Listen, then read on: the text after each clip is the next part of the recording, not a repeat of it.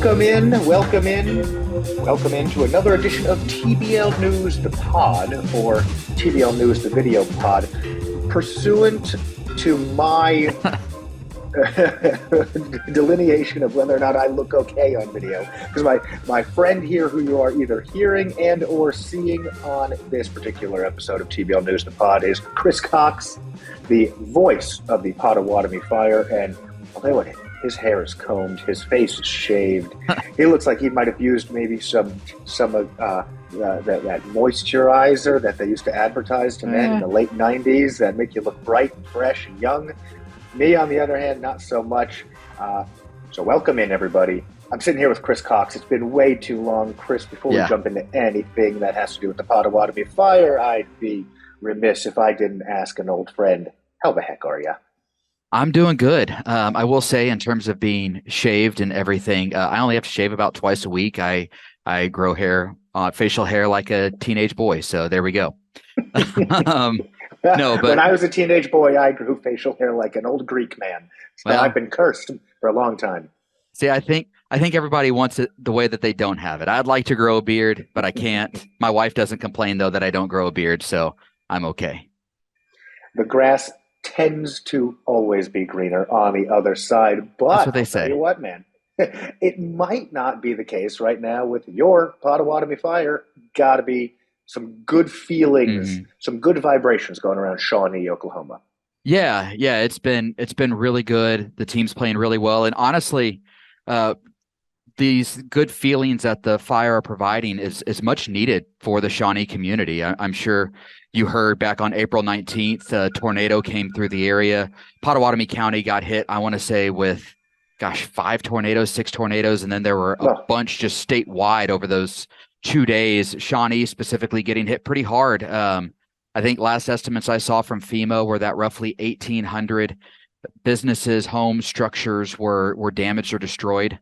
It was devastating, and it caused millions of dollars in damage.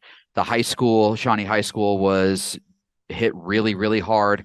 Oklahoma Baptist University, which is right in the middle of Shawnee, a couple of their historic buildings were damaged, including their historic chapel that they do all sorts of events in. So it's been a rough time for Shawnee with that, but the community's strong. The hashtag that was going around and the saying going around was Shawnee strong. And I think in terms of just providing a little bit of respite from the difficulties that comes with rebuilding, the Fire have been a good distraction, and the community has been coming out, still supporting the Fire, and the Fire have been willing to give back and put on a good show for everybody and try to take their minds off difficult times. Well, winning can definitely take one's mind off of a difficult time. The Fire have been doing a lot of winning, and look, I hear you on providing a distraction. You and me, we're sports fans. We know that it can very, very oftentimes be much more than a distraction. It can really lift you up. It can be an inspiration. Yeah, it absolutely can. I mean, you see it after all sorts of things. I mean, whether it's big national tragedies like 9/11 or Hurricane Katrina, Hurricane Sandy. I mean, those kind of things. And it's whenever sports can get back to what they are, get back going, is kind of what really seems to encourage a community to move forward. Obviously, there's a lot more to that, in sports in the grand scheme of those kind of things can sometimes even seem a little insignificant, but also they are, like you said, they're a distraction. Sometimes even more than that, it's a way to it's something to rally behind.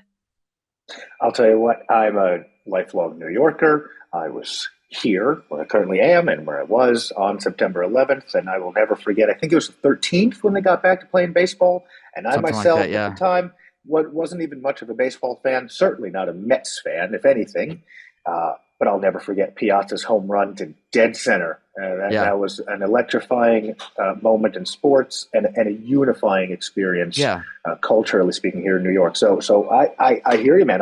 I'm not supposed to pick favorites. I work with TBL. I don't have favorites, but for the community of Shawnee, boy, it sure would be a nice thing to see these Fire stay as hot as they've been really all season. And one of the reasons they've been hot all season, Chuck Guy. Chuck Guy joined the team. It looks like it absolutely is a fact that he's an integral part of the team, taking the next step. That is getting the monkey off the bat. They got the Shreveport monkey off the back. That having been said, Chuck does get overshadowed a little bit. I hear it. I hear what the milieu say. I follow the blogosphere. Chuck gets overshadowed because his backcourt mate, Deshaun Munson, the reigning MVP, does things like go off for 41-12 or Right. 31-14 in playoff games against the defending champs. So, Yeah. My question for you on Chuck is he like the ultimate number two? You know, is he the ultimate Scottie Pippen, or to again use my New York parlance, is he the ultimate Allen Houston, or is he a number one in number two's clothing? Is he a number one who's playing the part of a number two for the sake of the team? He's a number one, and I would argue that he's not even playing the part of a number two. I think you look at Deshaun and you look at Chuck, and they're both number ones who are filling completely different roles. Chuck, as I just talked with Coach Mark Dannhoff earlier today, and he told me Chuck gives you exactly what you need every single game. And sometimes that's scoring, 10, 12 points, not really lighting up the scoreboard, but he's going out there and giving you 10, 12, 13, 14 assists. He's rebounding the ball well. In that closeout game against Shreveport, the Fire needed some scoring. And yeah, Munson had 41, but Chuck had 25. He also had, I want to say it was 8, 9 assists. He had a couple rebounds. And then even more impressively, he's 5'10", 5'11". He had 4 blocks. So he's a guy that's 4 blocks in that game? He had 4 blocks in that game, yeah. He's had 5 in the postseason already, and 4 of them came in that Shreveport game. And he does, like Coach said, he does exactly what you need him to do every single game. So he's not asked to be a 30-point scorer. That's Deshaun's job. That's, guys like KD Moore, that's their job to score the basket. His job is to put everybody in position to succeed and to fill their roles. And that's what Chuck does. And he does it, better than probably anybody else on this team. And I think one thing, too, that makes Chuck so great is that we can talk about the intangibles and being a coach on the floor, but he doesn't come off the floor. He doesn't take time off. He has played not only in every single game, but 8 or 9 times this season. He's played all 48 minutes. And he played all 58 minutes in the Fire's double overtime loss to Wichita. The guy doesn't come off the floor. I think in the playoffs, he's set for about, and I'm not joking, I want to say he's been on the bench for about 45 seconds. And it was right at the end of the first half in game 1 in Enid. He's played 3 consecutive 48-minute games. And those are statistics that often go overlooked. Yeah. Other statistics that often go overlooked are defensive statistics. So you citing the fact that the point guard is blocking shots is extremely significant. Something else that's significant about Chuck is in the regular season, I think he averaged about 2.5 steals a game, and he's averaging more than that in the playoffs. I know his overall average is just shy of 3 steals a game. Yeah. Beyond that, can you tell the viewer at home, whether they're a Fire fan or now tell those Seattle Super Hawks fans what they're about to run up against when we talk about Chuck Guy as a defender? He's tenacious. He's a tenacious defender. You mentioned the steals, obviously active hands. He knows how to get in passing lanes, getting blocks. He's not tall. He's 5'10", 5'11", and I think he's listed at 6 feet, but that might be a little generous. But a lot of times in sneakers. Yeah, exactly. A lot of times blocking shots, it's also about timing, and he knows how to time his jumps right. He knows how to get in the right position. Another thing that TBL doesn't track, but I would imagine he's probably up at the lead among the leaders in, is drawing charges. He gets back, he stops fast breaks, not by getting a steal or getting a block, which he can do. He stops fast breaks sometimes by stepping in the lane and drawing a charge. And he is just such a good defender, but even beyond what he does individually, he gets everybody else set up. Talking with KD Moore also earlier today, he said, doesn't matter if we're on offense or if we're on defense, Chuck is telling us where we need to be and when we need to be there, and it makes things work perfectly. So there are tangibles there. We can look at the defensive statistics. Mm-hmm. He led the league in assists, Yeah, which we know, remember, one assist is worth 2 or 3 points. So right. it's nothing to sneeze at when you're leading the league in assists at 9 a pop. And he can put the ball in the bucket. Do the tangibles and the intangibles, do you think, give him a reasonable opportunity to at least be part of the MVP discussion? I think the tangibles and then the intangibles, the fact that he is your prototypical point guard who is, like I said, getting everybody set up. He is the coach on the floor. I mean, he's an extension of Coach Dannhoff and his staff. He might as well be the fourth assistant coach because he is that important to the message of the coaches to the team. And so I think it shouldn't just put him in the conversation. I think it needs to put him at the top of the conversation because he doesn't have the point scoring numbers, but like you said, he's doing everything else. And when you add in his 15.5 points and his, 9 assists a game, 10 assists a game, then you're looking at being the reason that roughly 35 points were scored that game, if not more, if you count threes, anywhere from 35 to probably 45 points a game. That's what he's responsible for, just directly from having the ball in his hands. So you're saying Chuck Guy, in your opinion, is the MVP? Absolutely. I think it's pretty, in my eyes, from what I have seen, he is the most valuable player on the team that finished with TBL's best record and the number 1 overall seed. I remember when Steve Nash, I think, captured, I can't remember whether it was his first or his second MVP. Did he win 2? But yes, there was back to back. He won 2, right? Right. And there was a lot of anger, and I'll tell you, I'm an admitted Instagram junkie. There's still a lot of anger about the fact that Kobe didn't win one during those years. And statistically speaking, sure, there was a lot of gaudy scoring numbers coming from, well, at the time I think was number 24. I think he was wearing 24 by this point. Maybe he was still wearing number 8.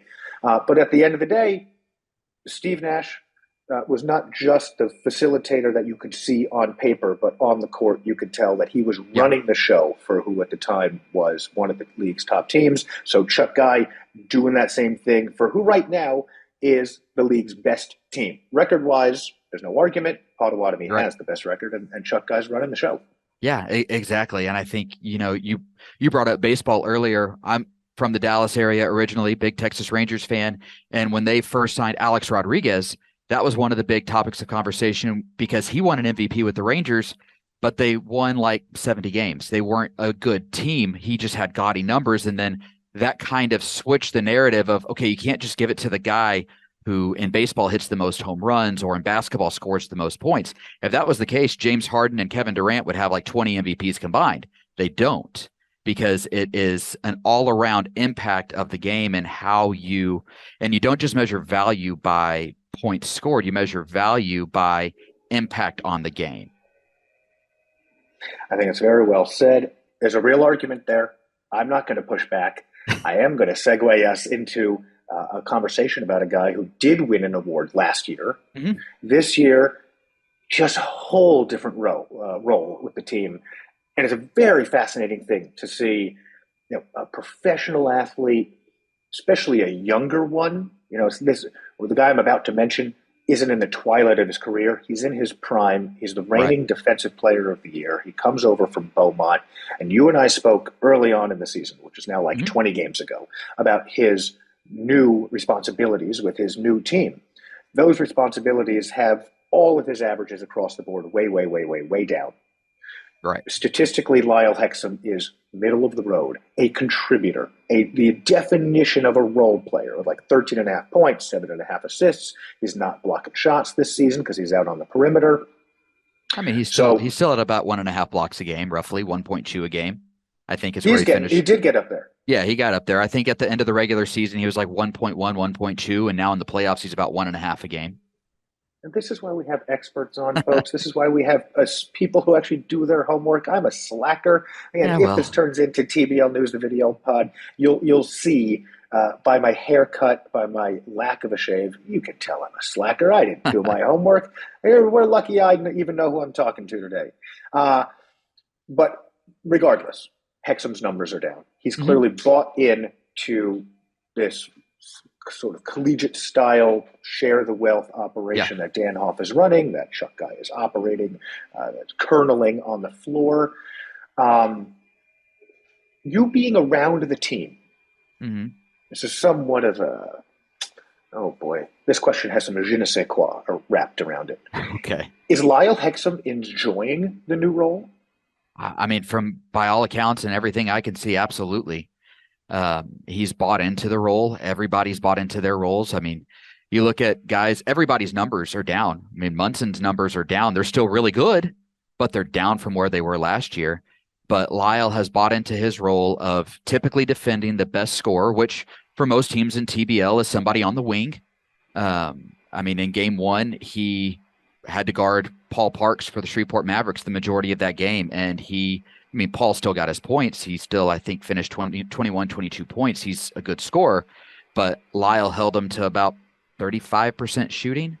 And I think if you're scoring 21, 22 points, but you're having to take 21, 22 shots to get there or more, I mean, that's a good defensive effort by Lyle. And again, he's doing other things that impact the game. His numbers might be down, and I think I mentioned it last time we talked, but people aren't shooting over him because, again, he's 6'9", and the guys that he's guarding, a lot of them 6'4", 6'5". It's hard to shoot over somebody 5 inches taller than you, especially somebody who has the instincts of Hexum. So he's still impacting the game. He's getting a lot of rebounds. In the postseason, his rebounding numbers have gone up. He's averaging about 9.5 rebounds in these 4 postseason games, with I think like 8 of those rebounds being on the defensive end. So still making an effort there defensively. He's still scoring. I mean, he's 13 points, I think, is what he finished the regular season with. Postseason, his defensive intensity has ratcheted up, so his points have dropped a little bit, but he's playing even better defense than he was in the regular season. So I think he is very much enjoying his role, and I think he's thriving in his role because he's truly bought in. And that's, again, like I said, all of these guys have bought into their roles because a lot of these guys, their goal is to do something that they haven't done, at least at a pro level, and that's win a championship. The only guy on this team that's won a championship, to my knowledge, at a pro level is Paul Harrison, who won last year with Shreveport. As we talked about the new roles, the new system, there's a new man at the top, but there wasn't last year. His name is Coach Mark Dannhoff. He's clearly put his stamp on this season, as you've remarked. You told us in our first conversation that Dannhoff has not abandoned his college-style approach to coaching, despite now being on a professional sideline. How do I want to say this? Has Dannhoff created a culture where guys are happy to buy in, but like just for a season? And this is sort of asking you to play Shawnee here, to hold the envelope to your head and predict the future. But look, these guys are professionals, right? They're creating resumes, whether they're potentially moving on to other teams in other leagues, in other countries, or some of them might be looking at other teams in TBL. Right. Is Dannhoff creating a culture where guys are happy to buy in for a season, they win their championship, and then they go make their mark somewhere else? For me, I'm an egoist. So if I'm pretending I'm Chuck Guy, I'm thinking, hey, all right, I got my championship. I proved that I can be a part of a championship team. But I heard Cox on the TBL News the Pod interview. He said, I'm a number one. Let me go be a number one somewhere else. Let me lead somebody else to a championship. Is that the kind of culture, or can the people of Shawnee expect to see familiar faces competing for titles year in and year out for years to come? I mean, it's tough to say because the more success you have as a team, the more other opportunities for individuals are going to be presented to them. So it's tough to say. I do believe that every single one of these guys enjoys playing for Coach Dannhoff. I think Coach Dannhoff loves each and every one of these guys. And will the roster look different next year? Yeah, it will. But I think there's going to be still a core number of players that are back. I mean, you saw that just in his move from Enid. He brought Chuck Guy. He brought KD Moore. They were there at the beginning of the season. And then Ricky Artis and Darren Johnson joined the team after their overseas contracts ended. So he brought 4 guys with him. 3 guys from the Fire were already here. And then it was just filling around those 7 guys who were already here. And so he creates a culture where players can thrive and where people are cared for as well. I think that's part of it too. I mean, so often, especially in professional basketball, I mean, these are grown men you're dealing with. You're not dealing with college kids. And so it's a lot of times it's you play basketball, you get the job done, let's put everybody in a position to succeed, and then you go home and do your own thing. That's not the case. I mean, a lot of these guys are living together here in Shawnee. The assistant coaches are around these guys a lot. Coach Dannhoff's around these guys a lot, and they truly do care for one another beyond just playing good basketball together. They care about each other as people. And I think that's the culture that he builds that allows people to buy into taking lesser roles because they're going to be cared for as a person. And then, oh, yeah, they're also going to be a really good basketball team. Hopefully, they'll win the TBL championship this year. There's still work to be done. Still got to get 4 more wins to do that. Maybe they could, if they do that, then they're going to try to repeat next year. But at the same time, it's hard to win a championship. It's why there's so many good coaches and good players that have never won a championship. But I mean, he puts his players in position to succeed. And one thing he's talked a lot about, and he mentioned it to the Fire fans after they won the Central Conference Championship on Saturday, he said these guys have put egos to their side because the Fire have run basically with the same starting 5 all season long, and the 7 guys coming off the bench all could arguably start for other TBL teams. So they know what they are buying into, and they've been buying into that since February when they started training camp. It makes it easier to buy into Yeah. when you're getting into that locker room giving high fives rather than hanging your head. That's for sure. Absolutely. Yeah. And I do think it's that buy-in and it's that managing of egos, because like you said, all these players have egos. They know that. It's not a surprise to them. But like any good coach, he's been able to manage those egos and put them in the best position to succeed. And everybody has succeeded. The team has succeeded. And I think we talked about Chuck Guy for MVP. Coach Dannhoff has to be at the top of everybody's list for Coach of the Year. I mean, beyond managing egos, he comes to a new team and he takes them to the best record in the TBL in the regular season, #1 overall seed. They are now the Central Conference champions, and they beat the defending champs to do that. So, Again, I'm not going to argue with you on that. I think look, they got the best record right now. They're looking like a very difficult team to beat. Don't want to count your chickens before they hatch. And as I said, I don't pick favorites, but we've had Isaac Edelman here at TBL News, who's been following Potawatomi closely all season for us. And look, most articles he writes are beaming articles saying, boy, oh boy, this team is really, really good. Yeah. So, as you were talking about Dannhoff there and the culture he's creating, which is one that not only deals with the guys who are there, but even guys who aren't there are just guys who aren't there yet.